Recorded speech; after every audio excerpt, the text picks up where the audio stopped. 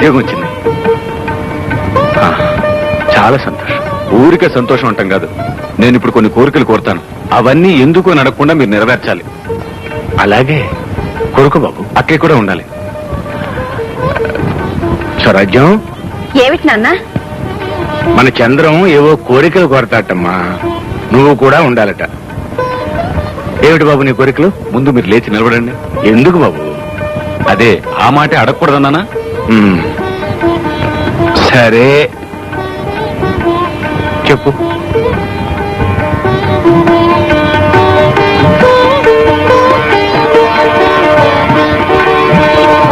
ఈ చెప్పులు వేసుకోండి.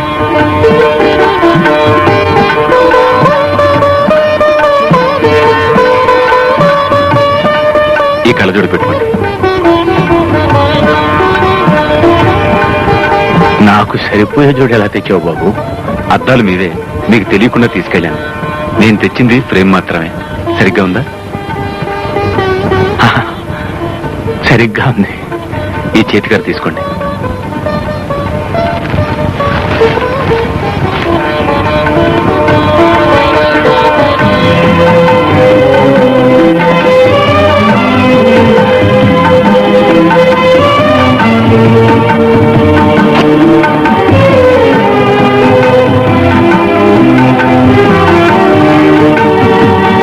ఏమిటి బాబు, ఏమిటిదంతా? నాన్నగారు పోతూ మీరు ఆయన వేరు కాదని, మీలో ఆయన్ని చూసుకోమని చెప్పారు.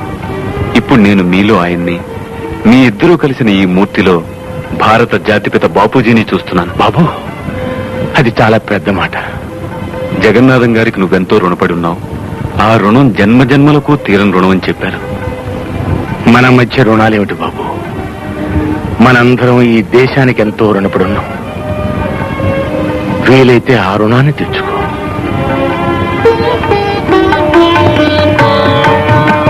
నాకెందుకు బాబు ఈ చీర?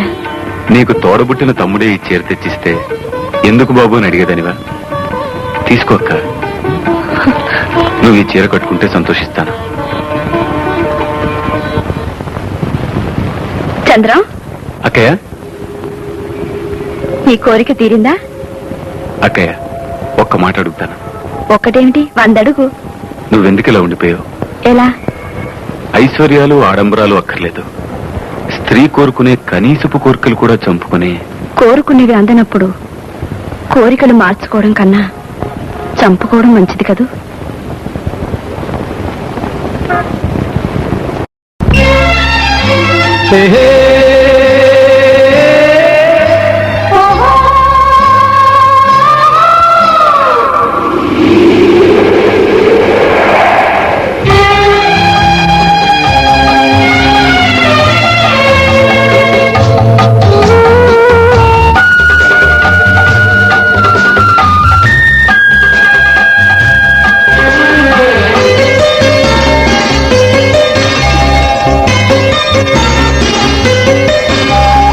ఎగిసి పడే మిడిసి పడే సాగర కెరటం జీవితం, ఈ జీవితం.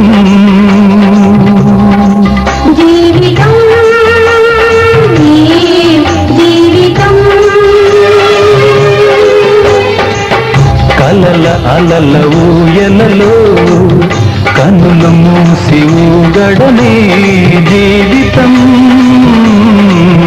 ఒక నాటకం. ఎగిసి పడే మిరిసి పడే సాగర కెరటం జీవితం, ఈ జీవితం.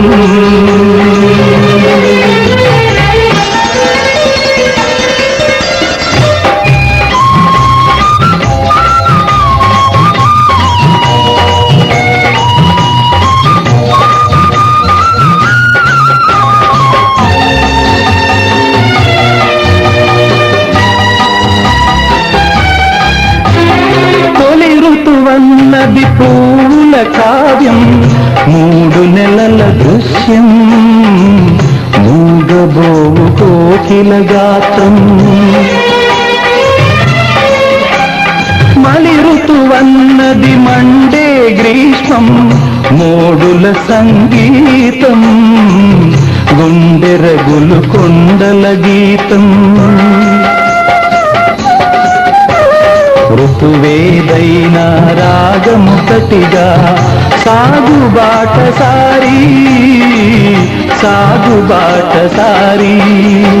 ఎగిసి పడే మిడిసి పడే సాగర కెరటం జీవితం ఈ జీవితం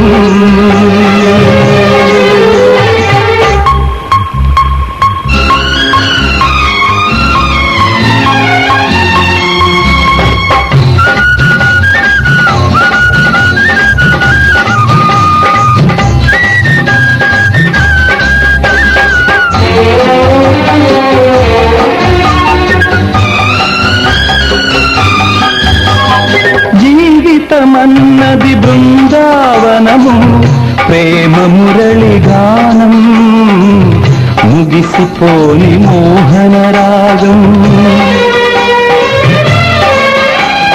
కడలిని కలిసే వరకే ఉన్నది నది అన్నది నీ కోసం అదే కాల సాగర గీతం మృతిలోనైనా చెరగని నవ్వై బ్రతుకు బాట సారి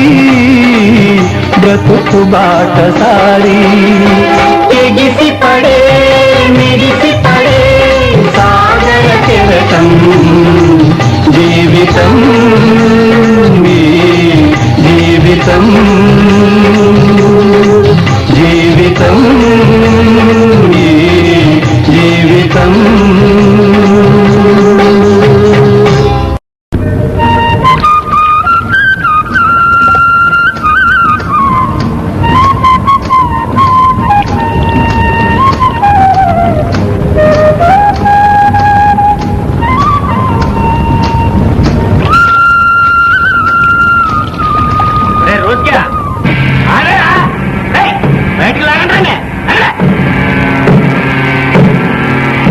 లాభాలు కావాలా లాభాలు ఎక్కువ ధర కావాలా తీసుకోరా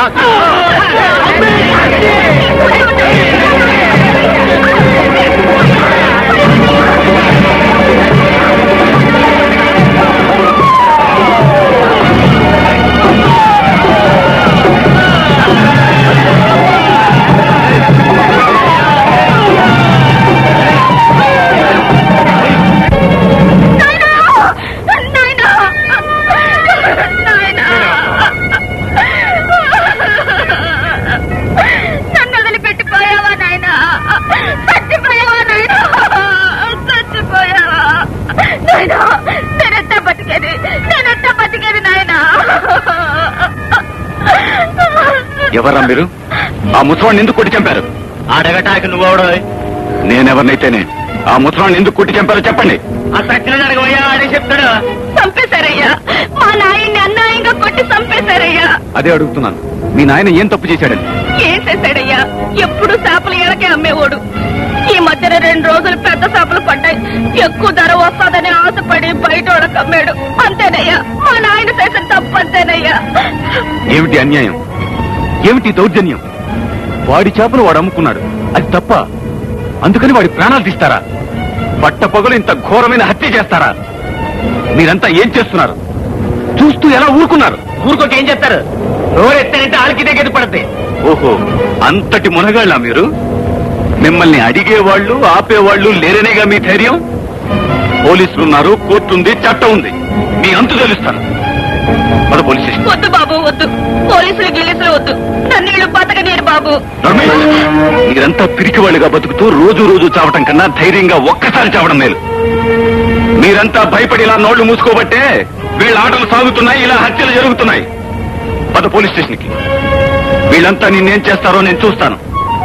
ఈ శవాన్ని ఇక్కడే ఇలాగే ఉండనివ్వండి. ఎవరైనా కదిపారో హత్య వాళ్ల మీదకే వస్తుంది. జాగ్రత్త.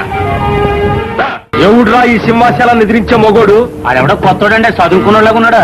ఆడి చదువు ఆడికే పనికిరాదు గానీ ఎదుగు ఏమంటాడు? పోలీసులు ఉన్నారు, కోర్టు ఉంది, మీ అంతు తేలుతానని లక్ష్మి పోలీస్ స్టేషన్ లాక్కెళ్ళిపోయిండే. అంతే కదా, ఇక మీరు